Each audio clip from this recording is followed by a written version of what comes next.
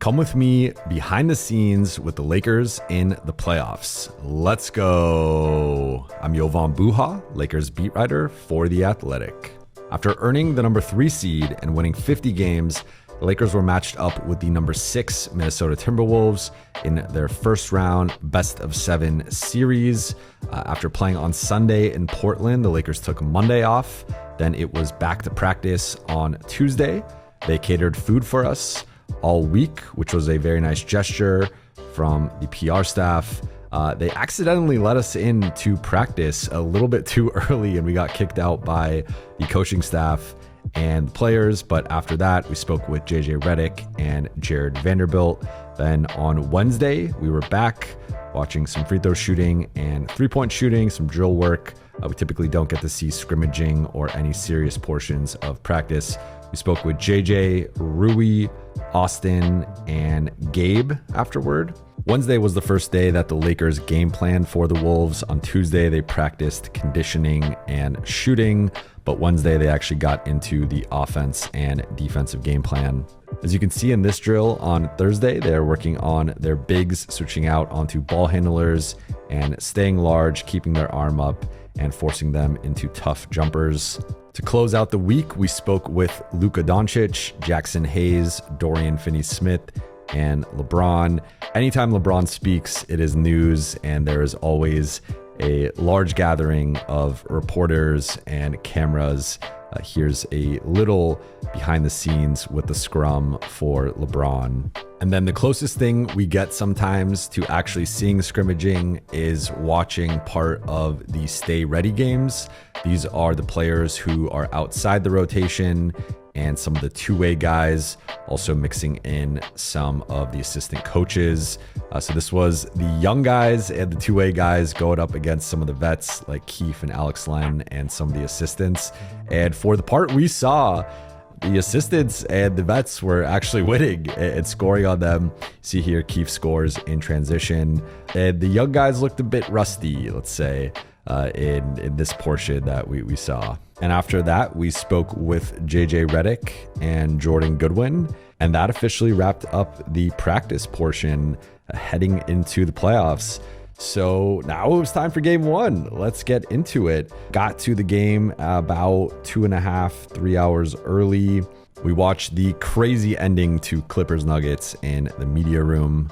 Here's the setup around the arena. Every Lakers fan in attendance got one of these gold Lakers playoff shirts. I got a couple of them, so I will be bringing them to the next meetup we do. I like to save some of the merch and then give it to you guys at our Buha's Block meetups. After hanging out at the court, it was time to head to the pregame press conferences for JJ Redick and Chris Finch. Because of how much media is at these playoff games, they hold these pressers in an auxiliary press room, which is much bigger than the typical one. Then it was time to head to the court. Then I got a bit hungry, so I went back to the media room to eat some chicken and pasta and some fire breadsticks. One of my favorite things that I've had in the media room, actually. Then went back to the court to watch guys warm up. Here's Austin Reeves and Dorian Finney-Smith. Here is some quick facts about the Lakers and this playoff run. Following some transcribing and some pregame writing, I went to my seat to just soak in the atmosphere. The crowd was amped. I know there's been a lot of talk about the crowd, but I think it's been pretty good overall.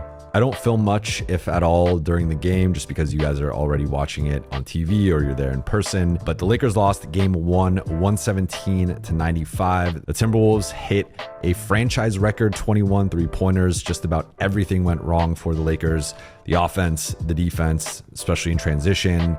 They lost the possession battle. It was just an all-around ass-kicking. Post-game, we spoke with JJ, Austin, LeBron, Vando, and Luka. The theme of post-game was physicality. The Lakers felt they got punked. They took Sunday off and then reconvened for practice on Monday. After practice, we spoke with JJ Redick, Austin Reeves, and Dorian Finney-Smith. And as you can see, especially with JJ, the guys were very serious. JJ said it was the best practice they had had in months. They did a lot of scrimmaging, and he felt like that was an area they had slipped up in the week leading into game 1. Then they let us in. We saw some drill work with Austin and some shooting with Luka. He did not make his patented half-court shot, so there was no push-ups after this one, but the coaching staff was celebrating and ecstatic that he missed his 3 looks. And then on Tuesday, it was time for game 2. I got to the arena again about 2.5 hours early. I admittedly did not film as much for game 2. I was locked into some conversations with people